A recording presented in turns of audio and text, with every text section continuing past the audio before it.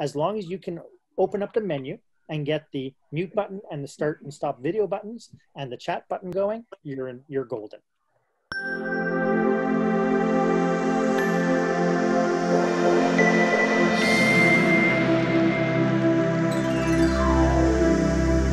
So welcome everybody. My name is Marc Haine. I am one of the co-founders for Walk the Talks. On our call today, we have Rod Gilmore, wave a hand. We have Brian Hicks, wave a hand. We have Heather and Alan, wave a hand. Right, great. So we are all members of Walk the Talks, and tomorrow night we are having our very first Zoom virtual meeting for one of our presenters, Chris Olson, and it should be quite exciting. And we came up with the idea that maybe, okay, I shouldn't say we, everybody but me came up with the idea that maybe we should do a dress rehearsal and run through some ideas around Zoom and see if we can help you build capacity so that when you get into Zoom, that you are not going to be struggling with Zoom. Now, if you're not talking, feel free to mute yourself, and that'll help lower the bandwidth a little bit. So one of the things that I found out today is that Zoom, up until this pandemic, has had 10 million users before the pandemic, and now they're into the hundreds of millions of users. Mark, could you explain to them how to mute their audio, please? Oh, sure. So if you touch your screen, you will see that a menu opens up on the bottom, and it gives you the option to mute on the bottom left-hand side. Or if you click on participants, you will see a list come up on the side, and then next to your name, there is the option, there's a microphone symbol, and there's a camera symbol, like a video camera symbol. So Suzanne's got it, well done. Christine, good job. Georgia, great. Everybody's doing phenomenal, well done. Linda, great job, thank you. Sylvia, are you having a challenge with it? I found it. Yay! Excellent. Wonderful. So we so Zoom now has. Oh, sorry. Who? Sylvia. Sylvia. Video. Some people don't have video on. That's so. Some people are shy. Some people didn't take a shower today, and their hair looks like this. Helen. So that's absolutely fine. And we'll get around to, we'll talk a little bit about how to, some of the settings and that sort of thing, and we'll get you all set up. As I was mentioning, Zoom has had this huge influx of people doing Zoom meetings now, and to the point where I don't know if some of you have heard that there's been some hacking in Zoom meetings, where somebody will come in and they jump on a call and they do all sorts of obscene things and plaster stuff on the call and that sort of thing. So Zoom is really under the gun now to make sure that they increase their security. And so a lot of meetings now will not only have the room ID, but it's also going to have a password. And usually they send it off in one link. And so it makes it pretty good. So before I get started, I have a poll. I just want to find out who I have in the room here. We have 26 people coming. So I have a quick little poll that I'd like to run with you. And just to find out in the room, what is your comfort level with Zoom? So go ahead and click away what one best applies to you.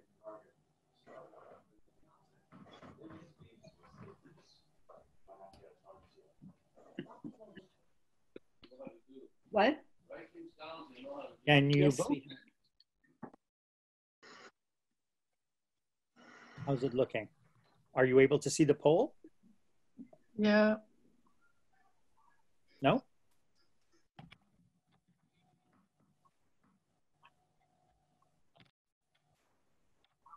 So did the poll pop up for you? Yes. Okay, good. Okay, so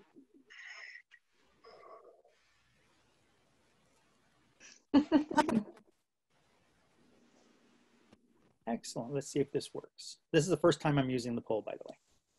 So we're going to end the poll now. We've been at 1 minute. So we're going to end the poll and we'll see what we have. So for some reason, it didn't work. So isn't that just part of the, you know, when you don't have a chance to try something brand new, sometimes it'll fall flat in your face. So maybe by a show of hands, the ones who have computers here, who's working on a computer? iPad. iPad? Yep. Yep. So lots of iPads. Yep. iPad. Yep. iPads. Yep. So iPads, cell phones is a really comfortable way to be able to use Zoom. And so a lot of people will use iPads and iPhones in order to do the connection. That's good to know. So when we talk today about this, I will be talking about the desktop, and then I will go and review a little bit on smart devices as well, to talk a little bit about what you see on your screen. So one of the things I will start off with is to start off by giving you some tips and tricks on the get-go. You know, one of the things that happens with Zoom meetings, people will connect and all of a sudden not have any audio, not have any video. I don't know why my camera's not working. I don't know why my audio is not working. And then I ask the question, when was the last time you rebooted your computer? And I go, oh, months ago. And that's part of the problem. So if you're on a computer, I would strongly recommend that before you start any Zoom session, that you reboot your device, your computer, and make sure, because of the bandwidth limitations, to make sure that you don't have all sorts of things open on your computer. I'm getting some things in the chat, so everybody is mute.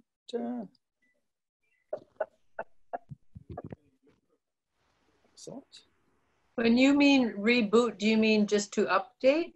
No, I mean to shut her down. So you go to your start button and you click shut down, and you do what we call a hard reboot. So you shut it down, you wait about 10 seconds, and then you press the button and you start it up again. Okay, so that clarifies that. Yeah, so that'll make sure that you clear your RAM, your internal memory, and it'll make sure that your system is as clean as it can be on the get-go before you get into the Zoom call. And that, more times than not, will solve your audio problems and your video problems before you even get on the call. The other thing is Wi-Fi. Now, as much as we have some nice Wi-Fi in our homes, one of the things I would suggest, especially if you're using a computer, is to use a CAD5 cable. That is a computer cable that looks like this. And usually in the back of your router, the box that the phone company puts in, you have this connection, and this would then go into your computer, and then you would then be operating directly from the router to your computer. You don't have to worry about Wi-Fi. You don't necessarily have to worry about who's on Netflix upstairs, and it makes life a little bit easier. What if you're using a smart hub that there is no connector? So there is no connector, and there's no connector. No. Right. I'm just going to mute a couple of people here. Feel free to unmute yourself when you want to speak. Okay. It's just I was getting a lot of feedback there. So if you're using a smart hub, if you have nothing but Wi-Fi and that's all you have, then that's all you have. Now the smart hub, is that the Shaw? Is that the Shaw box? No. Okay. So if you only have, the only option you have is Wi-Fi, then Wi-Fi is the best you're going to get. But if you have an opportunity and you have a way to be able to do it, using this kind of a connector and plugging directly into your computer is the best thing to do, because it'll give you priority over any Wi-Fi signals and make sure that you're going as fast as you possibly can. And as I mentioned, the other thing you want to make, yep, go ahead, Christy. One question. Okay, the end that goes in the computer, where does the other end plug into? It plugs into the router. So the telecommunication company has a little box. Okay. And in the back, they have an output, and that goes into that. Thank so you. I actually have one. So my router's way over there, and I actually have a cable that runs all the way from my router all the way to my computer. Excellent. Thank you. Yeah. And then, of course, the other thing that we have to do is we have to make sure that we close all the apps. Make sure nothing is vying for your attention and pulling your memory processing speed on your computer is always a good thing. Like I go to my mom's house, especially she has an iPad, and she has so many different things on her iPad. And every time I go over, I have to go and clear her iPad. And I don't know if you know what that looks like. If you have a tablet and an iPad like this, let's see if I can get it right. If you double click the home button here, it opens up and it tells you everything that you have open.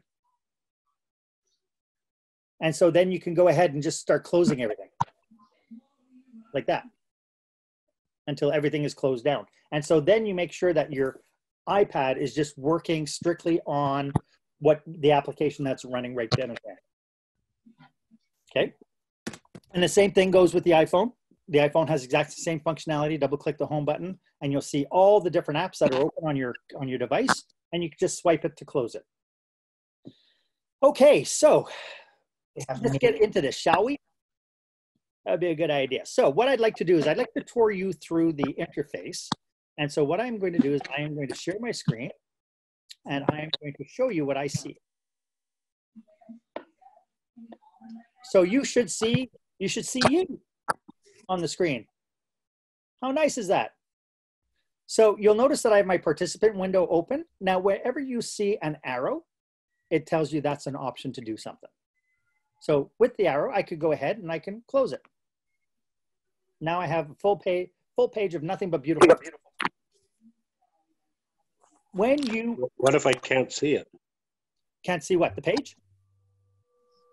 Yeah, it's not big enough for me. Oh yeah, it's because it's so small, right? It's so small, yeah.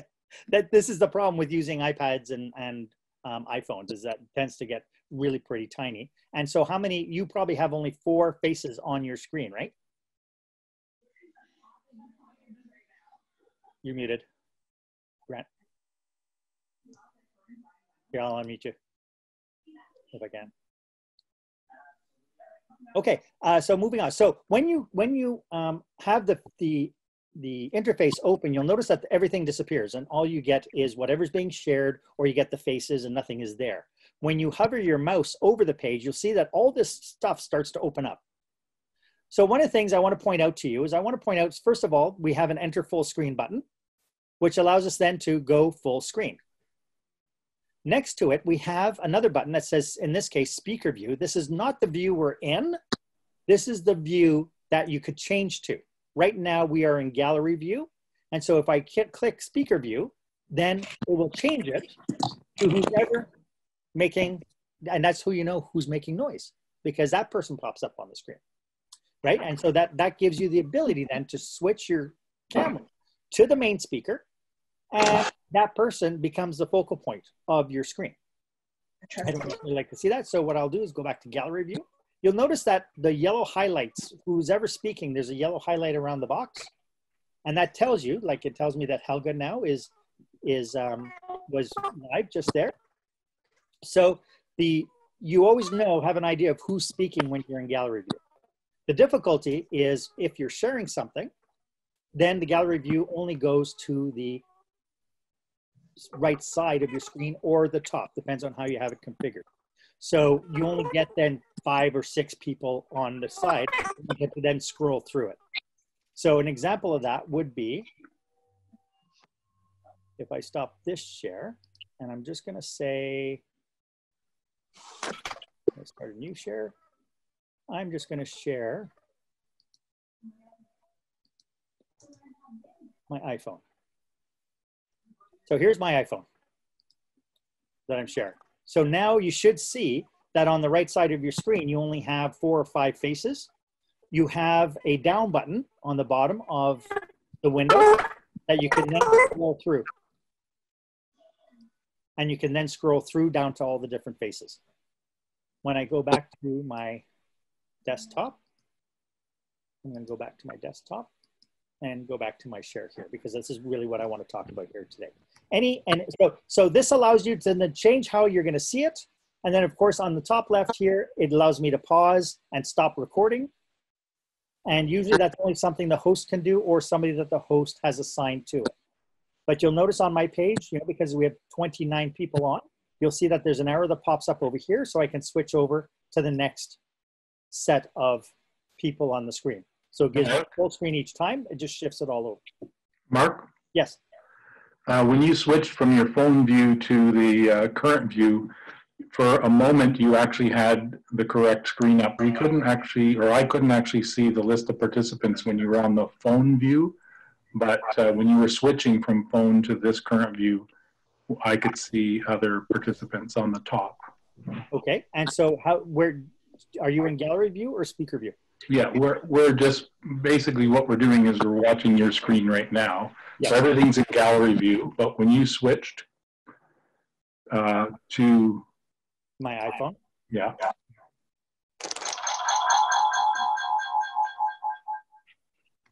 So when, So currently there's nobody that we can see on this side. okay, and so you don't have a little black box. You might have a little black box with a hide some thumbnail video on it, or a show active speaker video on the right hand side. Does anybody have that? Nope. I can see the images on the right-hand side, no problem. And If you go under view options and you go side by side mode at the very top of the screen, you'll see what Mike is trying to refer to. Okay, so what we'll do is we'll review these settings for the side by side, and we'll make sure that people can get that. also, Mark. Yep. Mark. Yes. Also, can you describe the difference between your screen, because you've got a lot more things that you can do than what's the normal person that downloads the version? Right. So you'll see that I do have a lot of stuff down on the bottom. That's because I have a paid account and I am the host. When you are attending a meeting, you don't have necessarily that much choice.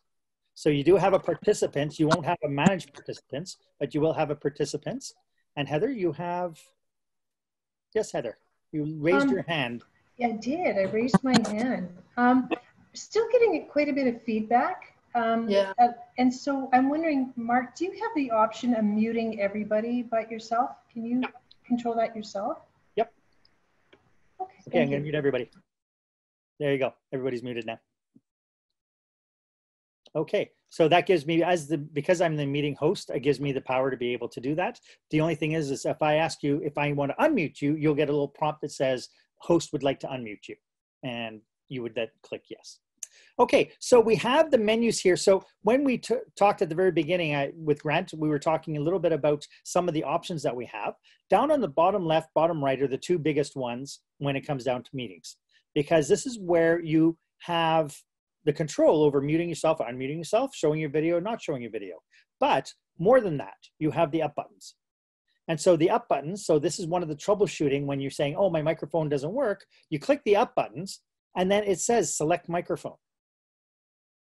And on mine, I could change it to same as system. So it would then go to my sound settings on my computer, or it would then pick one of the microphones that I have. And so sometimes when I'm doing some live broadcasts, I have this microphone right here. I have this microphone that I might be working with, or I might have my desktop microphone, and it would show up there if I connected them. The same thing with selecting the speaker.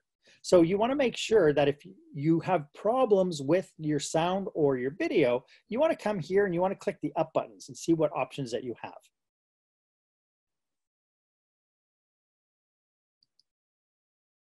So on the iPad, if you touch your screen, you should have a menu that pops up on the bottom. Now, the iOS devices and the tablet devices run a little bit different than the desktop does.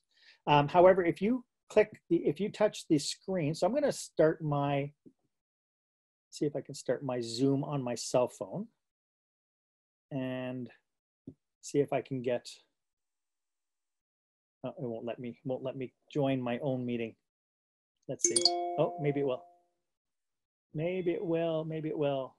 Okay. So I want to make sure. So now on the iPhone, when you have your iPhone active, you will see that you have a bunch of dots on the bottom of the screen.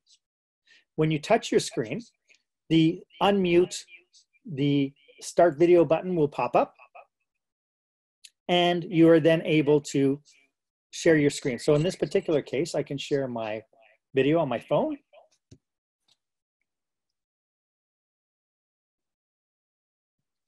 See, just like that. So it gives me the option, just like on the desktop, to be able to change my settings and be able to then activate that. If I see the dots on the bottom, you always have dots before and after.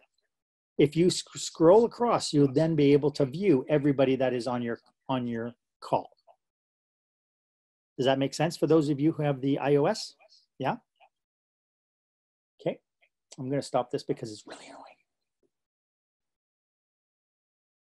So I'm just gonna leave the call. Okay, so the iOS works similar to the desktop. It's just a little bit different because it is sensitive to the touch, and you have to be careful because if you're holding the screen with one hand and then you try to touch, because your thumb might be touching the screen, it can get really, really frustrating for you. So you want to make sure that you hold your tablet so that your hands are touching the screen. So we have down here then now, we have, if you click the participants link, you should be able to see a list of participants. In my case, because again, I'm the host, I get a lot of control when I click the participants link. I believe as well that you also have a hands up button there as well. And so there you go. So Brian has just put his hand up. I don't know if everybody can see it. It shows up on the screen. Helen, I saw you do it. Linda, you did it. Great job. And then you can also click to lower your hand. And so this is a great way to be able to turn around and somebody say, hey, I have something to say. And it's great when the host is working it and being able to see the participant list, because then it's a question I can then unmute you. We can have a discussion and it works out really great. Next to that, you have a chat button. Chat is a phenomenal little tool because it allows you to not only speak with the organizers, but speak between yourselves. Now, one of the things about if you were to send me a chat message, and so if I click the chat message, Heather just wrote down to everybody, hello, everyone. Right? And so you have, by clicking the arrows, always gives you options. And so in this particular case, you can go everyone in meeting. Hello back. And everybody gets the message. And so again, on the iOS devices, it might not pop up on the screen. You might have to scroll over to the chat window. And then you get a full page chat window on that. Okay? Yeah. And so when I'm recording, anything that you send to everybody is going to be part of the recording. If you send a private message to the host, that is also going to be on the recording. But when you're messaging each other in privately, so if I was to come down here and let's see, message Grant, as a participant to participant, it will not be recorded. So then that's really great because if the host really sucks, you can, hey, this host really sucks. We wouldn't say that. Thank you, Linda. So Linda, you have your hand up. I did. That's guessing. I didn't know you could see it. Yes, ma'am. So we can lower your hand and then. Oh, where is that? I didn't know where that was. So that's under participants. And then Madame Kenny, you have your hand up as well. Yeah, it's Monica. Sorry, I'll change that for my next meeting. I'll make sure I can change it for you if you like. That's okay, that's a nice thing about being. I don't like to mess with stuff too much. The master of the universe. Good, good. I'll put you on speed dial. Monica, with the C? Yes. There you go. There you go. Thank you. Great. And so you had your hand up. Were you asking a question? Yeah, I was trying to find where you said go to chat. Okay. So like I see the messages here, yeah, but I don't know how you got there. Okay. So are you on a computer or are you on a? I'm on a computer. Yeah. Okay. So if you put your mouse over the screen, you'll see that the bar below opens up. To chat. And so you see the chats right down on the bottom right there? That little window with the little blank space on it. Yeah, I saw it. Yeah, so you have the chat window. This is the chat window. Okay. That's what I get when I press this button over here. Okay? Okay. Perfect. Thank you. And Suzanne, did you have a question? You're muted.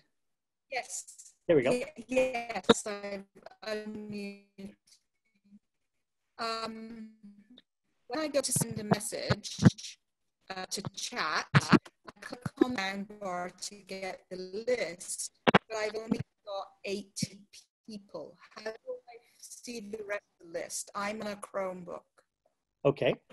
So when you click on the list here, you only see 18 people. And can you scroll? No, I only see 8. No, I can't scroll and I can't use my down arrow. I have an idea. So if you have a mouse, you should be able to do this by scrolling up and down.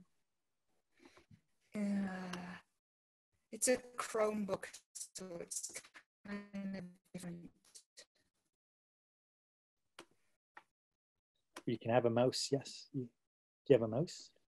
I have a mouse thing. Okay. So yeah, well, that's how you would do it, Suzanne. If you just have to figure out with your particular model, how do you go about opening up that chat window and scrolling down? So it would be the same functionality as if you were in Excel or in Word. You found it? Yes. Perfect. Great. All right. So the chat, very, very useful. And then there's also the functionality, you know, in that chat window, if I had a special link I wanted to send you to, I could post it, I could paste it there.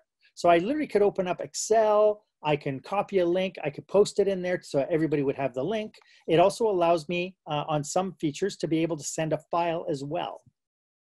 And so the file is a great, Brian's doing he must have some soft rock playing in the background. And so the very, very handy. Now, the other one here is we have the share screen button. Now, I'm sharing my screen with you right now so that you can, or I was sharing my screen. Was I not sharing my screen just then? Okay, there we go. So there's the chat. And this is the share screen button. Everybody see that okay? You can nod, yeah, excellent. And so again, every time you have an arrow, it gives you the option to take a look and see what it is I can share. So because I'm the host, I can say only the host can share or everybody can share. So who would like to try to share their screen for us? Even if it's just a desktop or... Yeah, Suzanne, you want to give it a try? Okay, you're still muted. So go ahead and click the share screen button. And then it should open up some options and it will prompt me to allow you to share because I'm the host. Do you see it, the share screen button? Yeah, okay.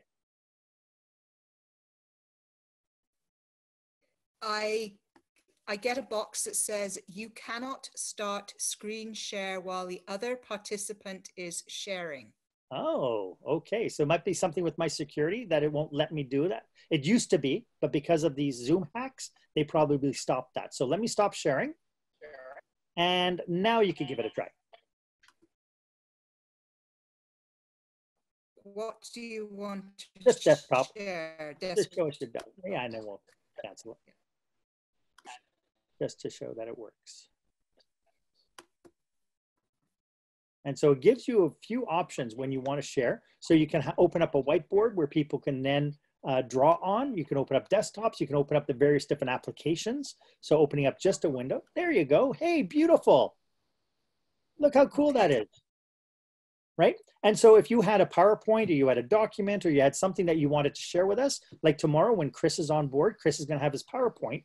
And so he's going to share his PowerPoint with everybody. So well done. Yay. So one of the cute things that you can now do, by the way, is you can do under reactions, you could turn around and you could say, hey, I want to clap for you. And it opens up. And there you go. And there's a thumbs up. Right? So we could do thumbs up, we could do claps, all sorts of way to kind of make everybody's experience a little bit more fun. There you go, Robert. Yay, good job. Okay, and so now one of the things that you will also see, and this will be on the same thing on your iPhone, iPad, on the Android, wherever you see 3 small dots, you are going to have more options, always. Sometimes it doesn't say more, sometimes it's just, especially on iOS, on the phone or on the iPad, it'll just be 3 dots. Wherever you see 3 dots, you have more options. And so go ahead and click that. And then this gives us the option here on mine to go live on Facebook and to go live on YouTube, one or the other. That's all my dots have to tell me. So this is the basic functionality of the iOS, of the Zoom window for meetings. What you have other than that is you have a whole swack of different kinds of settings. So on the iOS, if you see that there is a gear button on your tablet or on your iOS, on your smartphone, the little gearbox is the setting. And it's essentially the same thing as if I go here and I go to preferences. And then I have all sorts of things that open up over here. Okay. And this is where you can do, you can take out your general. So I can change the actual skin tone of my thumbs up if I wanted to. I can use dual monitors. Can you all see that? Yeah. So I can use dual monitors. I can enter full screen automatically. Here I can play with my video. So again, when you have a problem with connecting to video or audio, which seems to be the 2 biggest problems people have, you can come to the settings and figure out if things are working for you. So in this particular case, I can choose what camera I'm going to have. So if I have my Canon or I have my iPhone that I want to use as a camera, I can choose it here. It allows me to figure out if I want the original ratio of 16:9. 16:9, of course, is the standard widescreen format. I can mirror my video. Mirroring basically says right now it's opposite. So I put up my left hand and you see my left hand, right? Based as if I'm talking to you. I can also turn it around and make it this way, right? So that it's mirroring my left hand, but it puts everything backwards. I can also touch up my appearance. This is why I look 25 today and not 58. Go figure. That, and when I talk, I move my head forward so my double chin doesn't show. Yeah. In the meetings, I have all these different selections. And then with my audio, I have the same thing that I saw before. And so with audio, I'm allowed to test. And this is something that when you start up, if you come in early to the meeting, it'll prompt you, do you want to test your video, your audio and your microphone? And so in this particular one, you can see that my microphone is working. It tells me which microphone I'm in. Likewise, I can test my speakers. And so this one plays a little sound. I don't know if you can hear it, but I can hear it. So you see it just dances, right? And so it says, okay, my speaker works, my microphone works, I'm good to go. It also has an advanced button that I can go into different things. So if I have a persistent background noise, like the furnace is on behind me or whatever, I can quash that. The suppress intermittent background noise does a similar thing if you have, I don't know, a tick-tick noise or dogs walking across the floor or something. However, the only problem with that is that it might cut you off in mid-sentence. You might start sounding a little like it's really annoying. It's like one of those 1970s kung fu movies. I'm going to really get you. And then echo cancellation is what we do for phone calls. I don't know if you've ever heard that term before. Basically, what happens is when the sound comes out of the speakers, it can go right back into the microphone. And that will cause echo. And so Zoom is smart enough to say, if I am not talking, my microphone will shut down so it can hear the speakers. And so literally it does this whole off-on thing with echo cancellation. We have ways to share screen. So we can enter full screen. It just shows, and here's where the side-by-side mode that Brian was talking about. So if you don't see people's faces when you have the shared screen, you want to come down to the settings, you want to go to the share screen settings, and you want to go side-by-side mode. Again, this does not work on iOS. This does not work on smart devices. This is strictly for computers. Because iPads and cell phones have such small screens, they really have a challenge with trying to figure that out. Okay. And Brian, you're waving. Do you have something to add, Brian? No? Okay. Excellent, okay. And then we have chat. So again, all the settings around chat we have here. So, you know, some geeks would probably look at show code snippet button. What the heck is that? Who knows? But I'm sure there's a nerd out there who goes, oh, goody, I get to do that. Link previews. So if I sent a link, it would actually open up in the window the way Facebook does and show a little preview of whatever the link is. So it'll show a little snapshot of the head graphic on the website. If you come and go, let's say you're on a, you know, today they had a 12-hour webinar for the Meeting Planners International today. And so people came and went. And so if you went away for more than 15 minutes, you would get disconnected. So lots of different things to investigate. If you ever see the question mark next to a link, like we did for the shared screen, it does open up. It does open up. You hover over it and it does open up and tell you what you can do with it. Okay. Virtual background is so much fun because this is where the green screen effect comes in. So I could be hovering over the Golden Gate Bridge. I could say none, and that's boring because now all you see is my green screen, right? I could be like a little ant going through the grass, right? So green screen is pretty cool. You don't have to have a green screen to make it work, however. Down here it says I have a green screen, and you can choose to deactivate that. And then no matter what your background is, the computer will try its best to extrapolate what your background is and give you the best kind of hit it possibly can. The only problem with that is I was talking to somebody the other day and she goes, it was really this big. And by the time this came up, it cut her arms off. And so it looked like this, which was a little awkward. It was a little concerning. It's like, are you okay? And so you have to be very cautious of that. It's not as clean if you don't have a green screen than when you do have a green screen. And I do see that we do have somebody with the background up. Are you using a green screen with the space? Yeah, you are. Okay. See, she knew who I was talking to.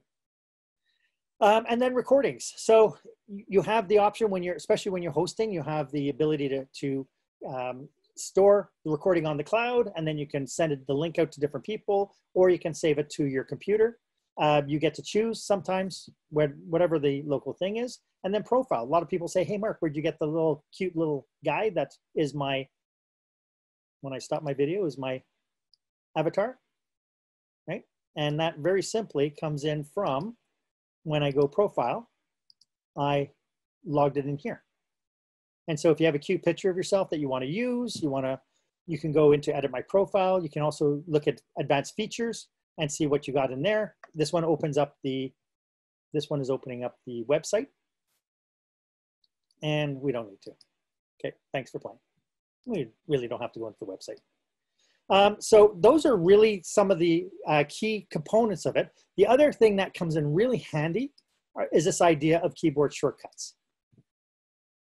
So by using, so in my case, because I have a Mac, I have the Control Command key, and I can join a meeting by doing Command J, start a meeting, so on. Sometimes the keyboard shortcuts are pretty cool and pretty easy, but I don't really use it. That's what a mouse is for. I'm lazy. Okay, so now I've just given you an overview. This is a lot of information to throw at you in 38 minutes. And see if I have, thanks for the chat. Oh, okay, Jamie's logged off. Okay, so questions about what your challenges are. Linda. I don't know. I didn't catch it all, but I can't. I thought it was pretty good. Okay. Is there anything that you run into when you're trying to join meetings that you constantly have a constant issue with? Well, yeah, when we had that movie the other day, like I used my cell phone and the computer for that. Okay. And like the cell phone gives me my time, and so or my voice, and to be able to see you, or you know, live with you. But then the computer does the film. And so if we go back, like if we have a discussion or anything, then I get a little confused going back and forth between that one and this. And that's because you were using two different applications, right? For the Yeah. movie, you had one for the movie and then one for Zoom. Yes. Yeah, and so that can, when you're juggling multiple different devices, it can be quite a little bit of a coordination. It's kind of like tapping your head and rubbing your tummy. Could be a That's little right. bit of a challenge. I forgot what I was supposed to do, so then I missed half the movie because I didn't get in there until I figured it out. Takes me Right. a little time to figure it out. Yes. So did everybody have a chance to take a look at the settings screen? This window? No, because it's not big enough. Okay, so and again, this is the challenge with trying to do. Can you hook up an iPad to the TV? Let's see what. Can you hook up an iPad to the TV for Zoom? If you have an iPad and you have a Apple TV, I believe that you can do the AirShare. What's it called? It's called. It's called. It's mirroring. AirDrop. AirDrop or mirroring, right, mirroring, right. So you can just expect that there's going to be an awful lot of delay. And so you're going to have a disjointed between the audio and the video because it has to broadcast from your two devices. And then you end up with, and that can be a pain in the bum. But that's a really great question. Mark, I'm just thinking that maybe if you stop sharing your screen, it's less confusing for us to navigate our own screen Okay. to figure out where everything is. Sure. Yeah. Oh, I almost canceled the meeting. Ooh. Okay, so now we should be back to full screen. If you're in gallery view, then you have everybody's picture there. And if you have it in speaker view, then I'm really big on your screen. We talked about the sharing screen options. One of the things that come up when you do share your screen that I failed to tell you about, there's a button on there on that big white thing. If you click share screen, you'll get this big white page and it says the desktop, your different apps. On the very bottom, it says share computer sound. And then it says optimize screen share for video clips. So this is if you want to show somebody a video or there's a sound file. I can then, by clicking that, you would then be able to share whatever comes out of your computer will go to the attendees.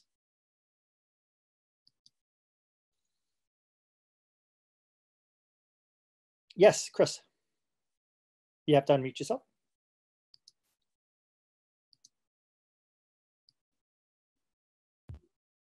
Does Zoom have the capabilities to share documents, either live or from your hard drive? Okay, so you can. So depending on who's the host, I allow file transfers on my settings. So you can actually drag. If I show you my screen, my chat window has a file button on it. So if you click on the chat button, if you see that there's a file, then you can send the file that way. You can also share your screen and show the document live. So click and drag? Yeah, click and drag. Yeah, you can click and drag or you can click it and it'll open up your browser window. It'll say it'll ask you where your file is located and you can navigate to it. So can you modify a document online, like on screen? You can. So if I open up Word and I have it live on the screen, then, so a perfect example of that is I just had an ESIP 60 board meeting.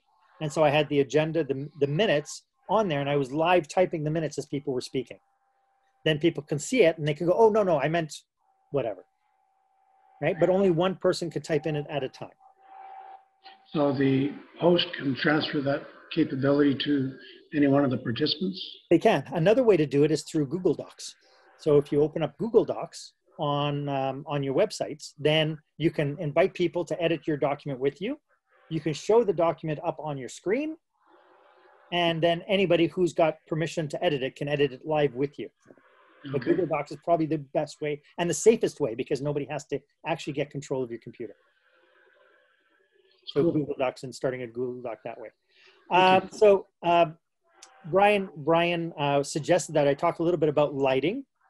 you know, it's challenging to be able to get a decent place where you can get a quiet area that you can sit down and you can do a Zoom meeting and so on. I actually created a studio space in my basement because I do videos and I do some audio work. And so I actually have a mixing board and microphone on my desk. I have this desk, which is my essentially studio. And with it, I have lights that are on me to make it really clear. A couple of things you want to avoid is you want to avoid with your back being to a lit window. So if the sun is coming in, you want to, what's that? Getting a lot of feedback in your speech. So who's not mute? Okay, that's better. Okay. So the lighting aspect of it, if your window is to if your back is to a window that the sun is coming in, then it's just going to wash you out. You're just going to have this whole halo thing in front of you. The best thing to have is if you have your computer and you have a light flashing in front of you. So on my desk, I have just this little LED light. It's like just a mini spot. I think it's 4 watts. And I clamp it actually onto my computer so that it would just light up my face. And it doesn't light up my background because my background is really, really messy. So, but in this case, as far as the studio setup is concerned, it's pretty clear and pretty easy. So I think everybody here has got a really good, layout as far as how they're broadcasting themselves. So everybody looks so good. What else do we have in the chat? Mark, I'm wondering if everybody does know how to turn their video on and off. Like it could be that some people have their video off just because they don't want to show it, but I'm wondering if they actually know how to do it. Okay. So that's a really good point. So is there anybody in that position right now? So like Diane doesn't have a camera. That's why it shows that there's a camera through it. So for this, I'll have to share. So I think I went through this on the bottom over here. So when we hover over your page, you will have this window pop up. You will have the mute button and the start stop video. And so if I decide that I need to run away for a brief second or take a sip of tea, then I'll mute myself or I'll stop my video. If I decide that I'm in the middle of something, I'm going to cough my fool head off, then I'll mute, come back on, and nobody's the wiser. So that works out really well. One of the things that we have to be very cautious of, I think, when we're live is like my mom is absolutely my mom, I was talking to my mom today. I said, why don't you put your iPad in your stand when you're talking to people? And she goes, you know, I never thought of it. She says, I hold it in my hands because then it feels like I'm closer to you. Aww. Right? But then what she ends up doing is she ends up showing me her ceiling and the top of her forehead. So essentially, what I end up getting from my mom is I end up getting kind of this kind of look. Oops, dropped my cup. So I get this from her. And it's like, okay, Mom, can you just, so it's a good idea once to just spot check yourself and see where you're at and see if people can see you well, because that's gets to be a little bit annoying. See, Monica right away has to fix her camera now. It's like, good for you. See, these are just little tips and tricks, right? I have to go change my glasses now. Yeah, that's one of the things. I have two monitors and I have bifocals. And so when I wear the bifocals and I have the monitor up here, I end up going like this. And so I couldn't figure out why I was getting such a creak in my neck. And it turns out because I was looking at my monitor like this the whole time. So I had to get reading glasses to do it. So my computer worked. Any other questions? Do you have to be invited, Mark, into a Zoom meeting? Like, for instance, if I wanted to seek the council meeting tonight, can I just go into that meeting as like an observer? How do you do that? So you have to have the link in order to get in. And they have to, the protocol now with Zoom is that when people come on, that they have to get approved by the host now. So I have mine set up that I automatically, if I invite somebody to come to my Zoom call, I'll automatically approve them. That's why you didn't have to wait in a waiting room. But so you need the link, and you need, if nowadays you need the password as well. Okay. So they should, if it's an open council meeting, which it should be, you should be able to have access to it. Okay, by just going in and finding that link. Finding the link, yeah, it should be on the Devon site, the devon.ca site, okay. Under the council business. Yeah, that's the only meeting I know of other than this one, so that's why I said that. Cool. Thank you. Okay, so Heather's asking, how do I break people into rooms? And that is a really good question. So as that's a more advanced thing. So this is not a newbie thing, but when you're a paid member, you have the ability to do things like polling, and you have the ability to split people into rooms. I have not used the rooms yet, but I know it's possible. And I think it's a question of, you just have to activate. I'm just going to go take a look on preferences. And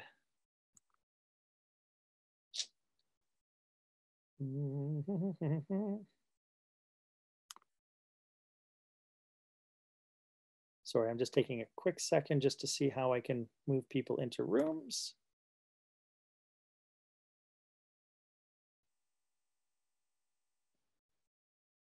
Some of the general things are really big. So for that, Heather, you're going to have to go actually go to the website settings. You're going to have to sign in over there, and then you'll be able to go through the meeting. I think it's meeting basic, and then you scroll down and it'll give you the option to open up rooms. And then it's just a question of just pegging people to move over into rooms. So you can, if you need 4 people per room, you just click them on. You want another poll? Let's try another poll.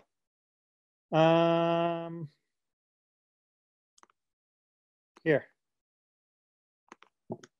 So this is a poll.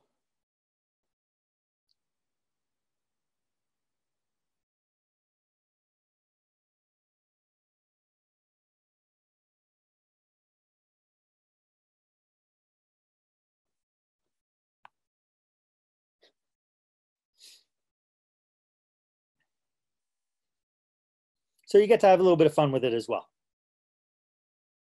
Right?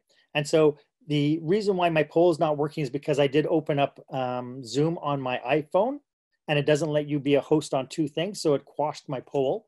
So it doesn't give me the results. So it doesn't tell me how many people have voted, and I can just end the poll and put it away. But that was the reason why the poll, I was looking at reason why, and it popped up and it said, because you're using a second device, poll has been deactivated. So it doesn't give me the results of everybody's feedback. In the chat,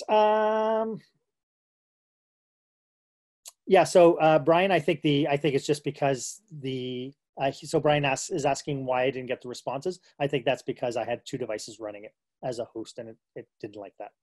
And then so for tomorrow night, when we have Chris coming to present, we will be having, I will be moderating, and I will be keeping an eye on the chat windows, and intermittently, I will be interrupting Chris if I see fit to ask him questions, or we might just leave them till the very end. People have the ability to, of course, raise their hand. But again, because of the nature of the presentation, I think it's better tomorrow night, if you come on to Walk the Talks, that we will put it in the chat window is probably the best way to go. And then we can read the question to Chris. And then if we need to get some extra details from you as far as the question, then we can unmute you and you can talk directly to Chris, if that works for everybody.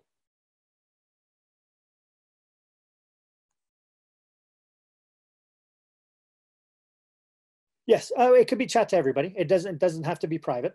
The questions don't have to be. So Rod is sharing it to me privately. So I'm just going to say, no, you know what? Just let's send the chat out to everybody. Ask the question, because when other people see the question, they go, oh, I was going to ask that. And so it'll mitigate how many repeat questions we have on the same subject. So keeping it that we message to everybody, and then I'll just keep an eye on it and pass the question on to Chris, because Chris is going to be in the middle of PowerPoint. The downside is if you ever use this to do PowerPoint, the one thing is PowerPoint takes over the whole screen, so you can't see any of this, which is a real challenge. So Any other questions? Looking at my chat window, no hands are up. So what did you think of this? Was this valuable to you? Was it helpful? Did it help the intimidation factor?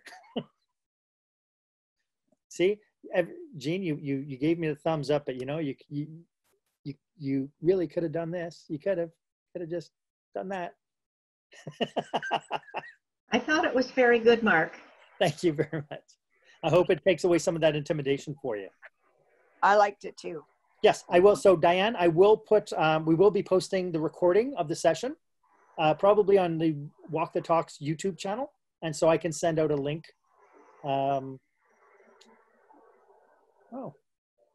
it finally opened in Explorer, Diane. Wow, I'm sorry for you. This is some of the challenges, right? Technology is so finicky. And so we're in a position where we have a lot of bandwidth issues. And so I was at a meeting earlier today where the speaker just kept cutting out. And it was, after a while, people just go, okay, I can't be bothered. Yes, Grant. I'm okay. I just pushed the wrong button. Sorry. It's okay. I like to see your hand up. And Suzanne, you have your hand up?